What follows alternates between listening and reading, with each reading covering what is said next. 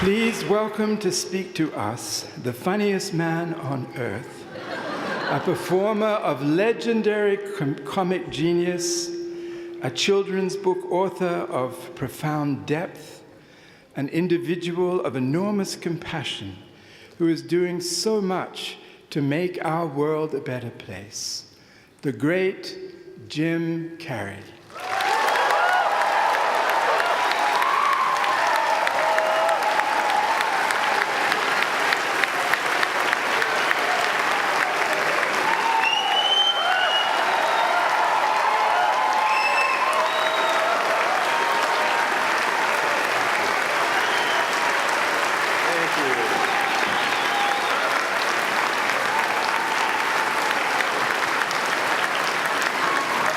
Sitting down for?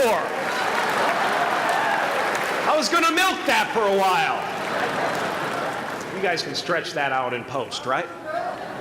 You can make that longer in the edit. Thank you, Bevin. Thank you all. Jai Guru Dev.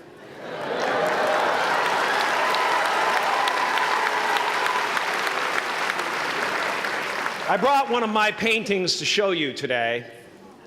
I hope you guys are going to be able to see it okay. It's not one of my bigger pieces, so you might want to move down front. Get a good look at it. Faculty, parents, friends, dignified guests, graduating class of 2014. And all the dead baseball players coming out of the corn to be with us today. After the harvest, there's no place for them to hide. Fields are empty. There's no cover there. I'm here to plant a seed today, a seed that will inspire you to move forward in life with enthusiastic hearts and a clear sense of wholeness. The question is, will that seed have a chance to take root, or will I be sued by Monsanto and forced to use their seed?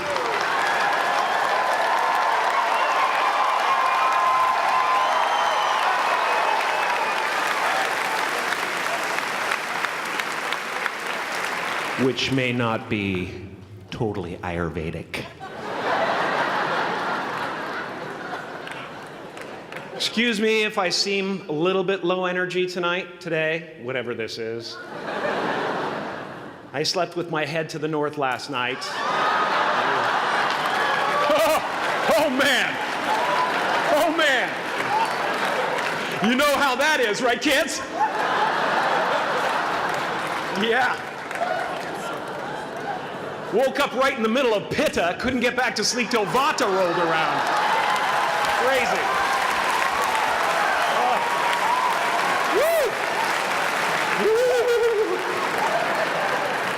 But I didn't freak out, you know. I used that time to eat a large meal. Connect with someone special on Tinder. Because life doesn't happen to you, it happens for you. How do I know this? I don't, but I'm making sound, and that's the important thing. That's what I'm here to do. Sometimes I think that's the only thing that's important, really, you know? It's just letting each other know we're here. You know? Reminding each other that we're part of a larger self. I used to think Jim Carrey is all that I was. Just a flickering light, a dancing shadow, the great nothing masquerading as something you can name.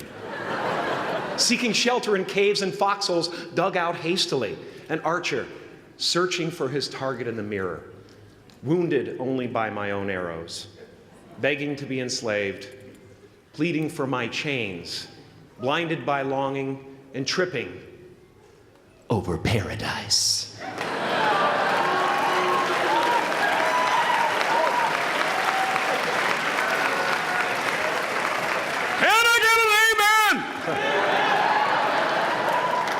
You didn't think I could be serious, did you? I don't think you understand who you're dealing with.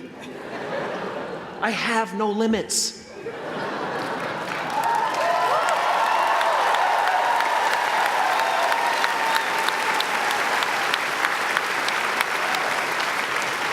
I cannot be contained because I'm the container. You can't contain the container, man. You can't contain the container. I used to believe that who I was ended at the edge of my skin, that I had been given this little vehicle called a body from which to experience creation. And though I couldn't have asked for a sportier model, it was, after all, a loaner and would have to be returned. Then I learned that everything outside the vehicle was part of me too. And now I drive a convertible.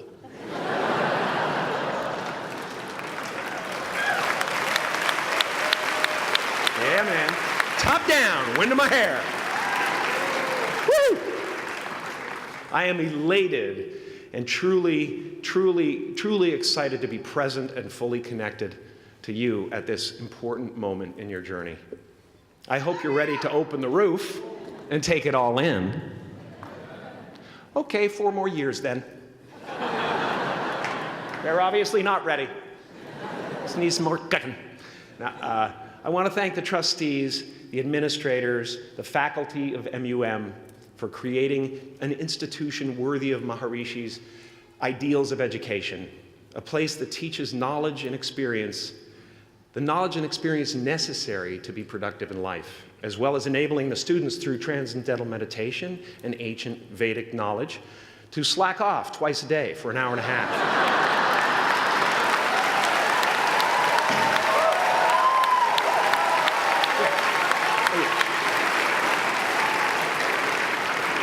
Don't think you're fooling me. But I guess it has some benefits. It does allow you to separate who you truly are and what's real from the stories that run through your head.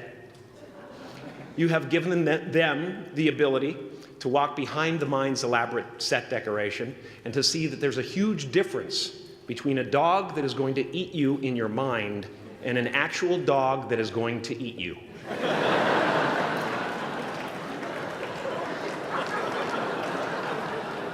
That may sound like no big deal, but many never learn that distinction. And they spend a great deal of their lives living in fight or flight response. I'd like to acknowledge all of you wonderful parents. Way to go. What a fantastic job you've done. For your tireless dedication, your love, your support, most of all, for the attention that you paid to your children. I have a saying, beware the unloved, because they will eventually hurt themselves or me. But when I look at this group here, you know, I feel really safe. I do. I'm just going to say it. My room is not locked. My room is not locked. No doubt some of you will turn out to be crooks. But white-collar stuff, you know, Wall Street, that type of thing, you know, crimes committed by people with self-esteem. Stuff parents can still be proud of in a weird way. And to the graduating class of 2017, -3, you didn't let me finish. Congratulations.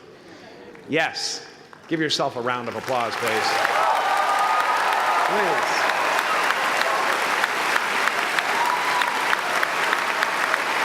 Yeah.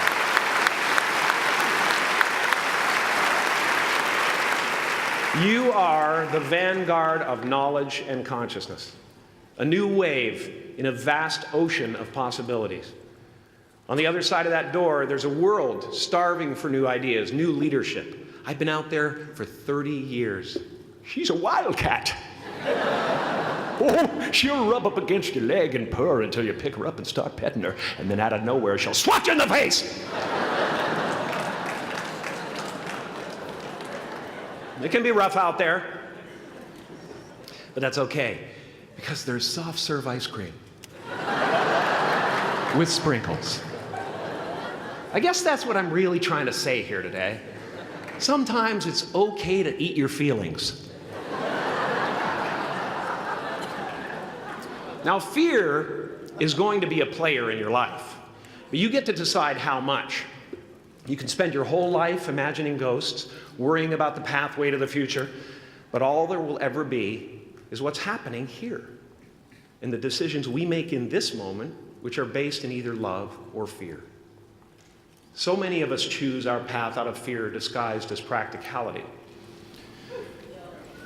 What we really want seems impossibly out of reach and ridiculous to expect, so we never dare to ask the universe for it. I'm saying I'm the proof that you can ask the universe for it. Please.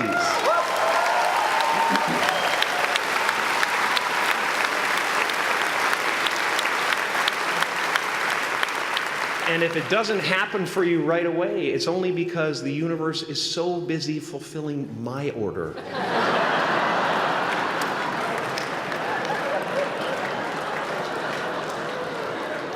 Party size! My father could have been a great comedian, but he didn't believe that that was possible for him.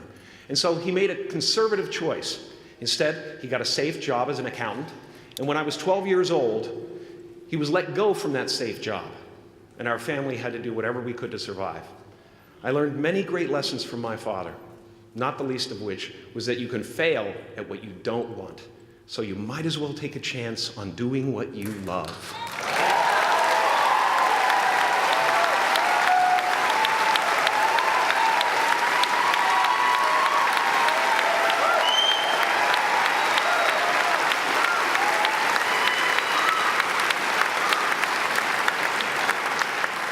It's not the only thing he taught me, though.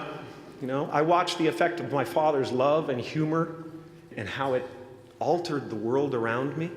And I thought, that's something to do. That's something worth my time. It wasn't long before I started acting up. You know, people would come over to the house and they'd be greeted by a 7-year-old throwing himself down a large flight of stairs. They would say, "What happened?" And I would say, "I don't know. Let's check the replay." I'd go back to the top of the stairs and come back down in slow motion.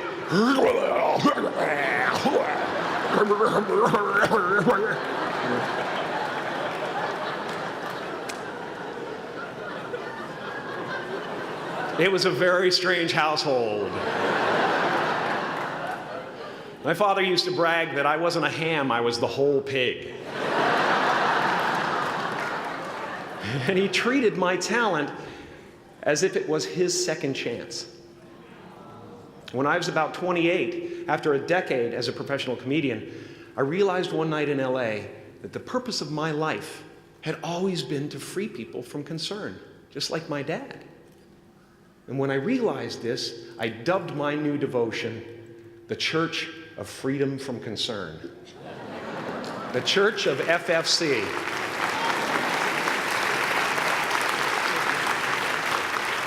And I dedicated myself to that ministry. What's yours? How will you serve the world? What do they need that your talent can provide? That's all you have to figure out. As someone who's done what you're about to go and do, I can tell you from experience, the effect you have on others is the most valuable currency there is.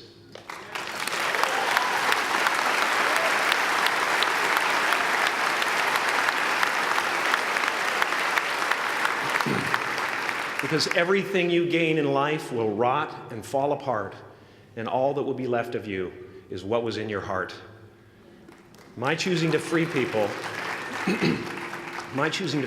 from concern got me to the top of a mountain.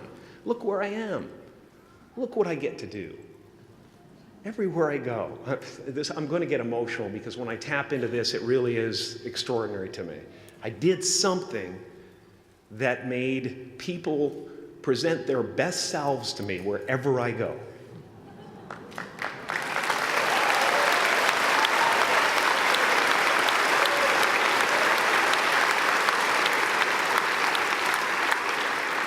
I am at the top of the mountain, and I was, and the only one I hadn't freed was myself, and that's when my search for identity deepened.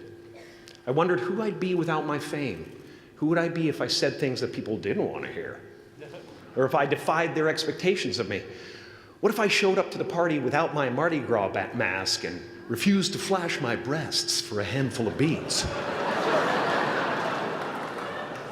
I'll give you a moment to wipe that image out of your mind. But you guys are so ahead of the game. You already know who you are. And that peace that we're after lies somewhere beyond personality, beyond the perception of others, beyond invention and disguise, even beyond effort itself. You can join the game, fight the wars, play with form all you want, but to find real peace, you have to let the armor go. Your need for acceptance can make you invisible in this world. Don't let anything stand in the way of the light that shines through this form. Risk being seen in all of your glory.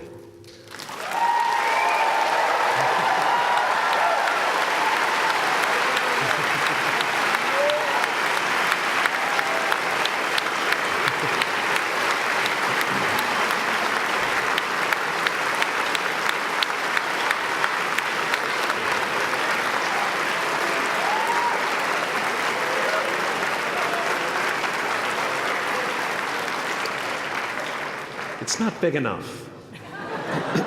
This painting is big for a reason.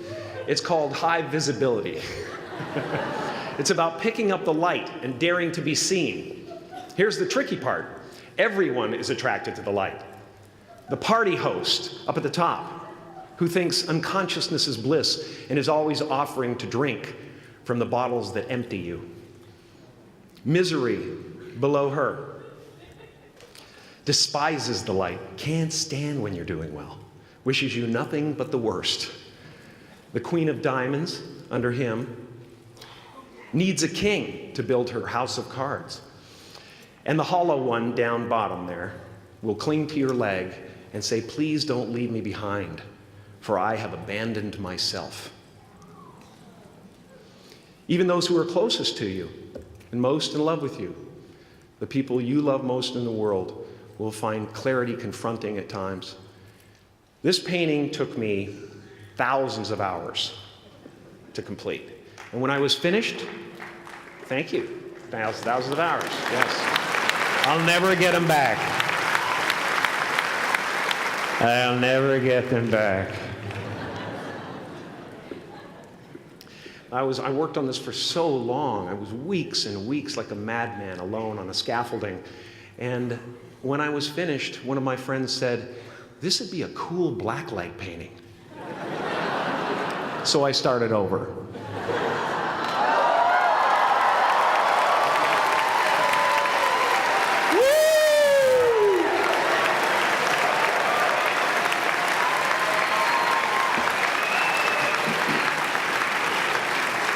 Welcome to Burning Man. Some pretty crazy characters up there, but better up there than in here. You know, painting is one of the ways, thank you. Painting is one of the ways I free myself from concern, a way to stop the world through total mental, spiritual, and physical involvement. But even with that comes a feeling of divine dissatisfaction, because ultimately, we're not the avatars we create. We're not the pictures on the film stock. We are the light that shines through. All else is just smoke and mirrors, distracting, but not truly compelling. I've often said that I wished people could realize all their dreams and wealth and fame, and so that they could see that it's not where you're going to find your sense of completion. Like many of you, I was concerned about going out into the world and doing something bigger than myself, until someone smarter than myself made me realize that there is nothing bigger than myself.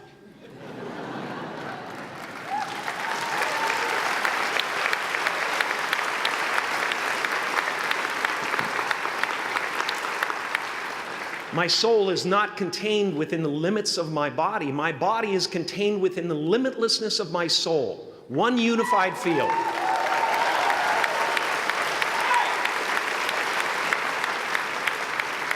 One unified field of nothing, dancing for no particular reason, except maybe to comfort and entertain itself.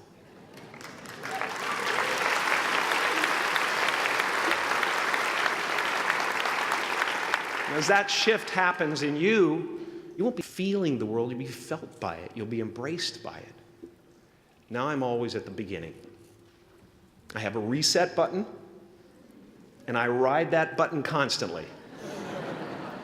Once that button is functioning in your life, there's no story that the mind could create that will be as compelling. The imagination is always manufacturing scenarios, both good and bad, and the ego tries to keep you trapped in the multiplex of the mind.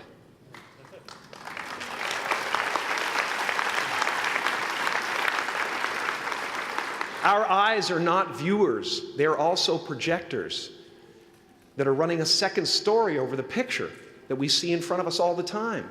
Fear is writing that script, and the working title is, I'll Never Be Enough.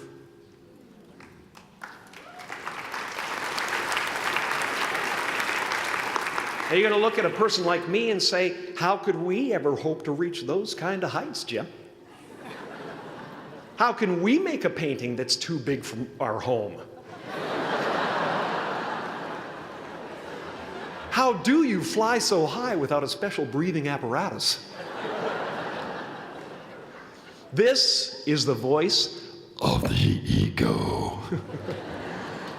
And if you listen to it, there will always be someone who's doing better than you. No matter what you gain, ego will not let you rest. It will tell you that you cannot stop until you've left an indelible mark on the earth, until you've achieved immortality. How tricky is this ego that it would tempt us with the promise of something we already possess?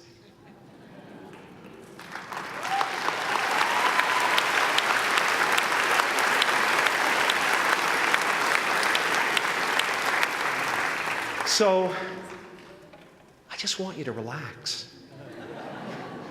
You know, that's my job. Relax and dream up a good life.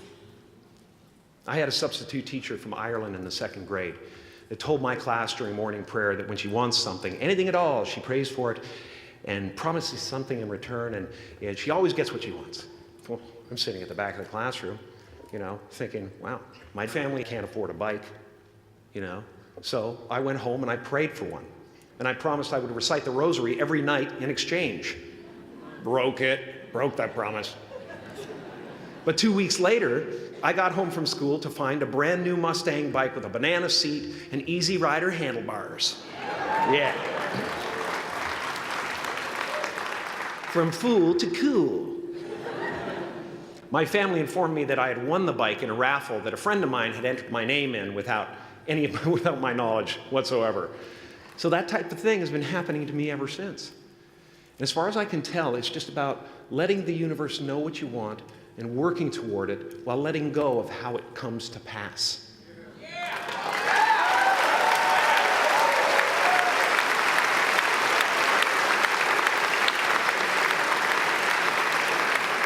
Your job is not to figure out how it's going to happen for you, but to open the door in your head. And when the door opens in real life, just walk through it.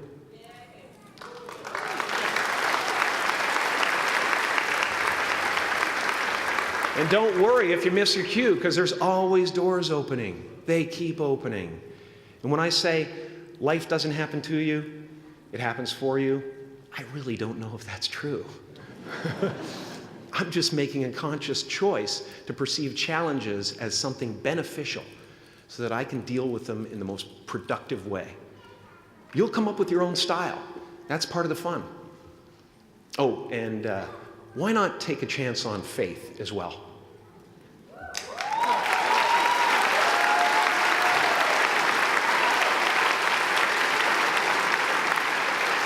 Take a chance on faith. Not religion, but faith. Not hope, but faith. I don't believe in hope. Hope is a beggar. Hope walks through the fire, and faith leaps over it.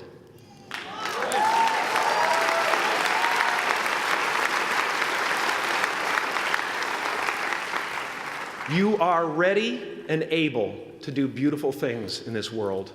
And after you walk through those doors today, You will only ever have two choices, love or fear. Choose love, and don't ever let fear turn you against your playful heart. Thank you so much. Thank you, Dad. I'm so honored. Thank you.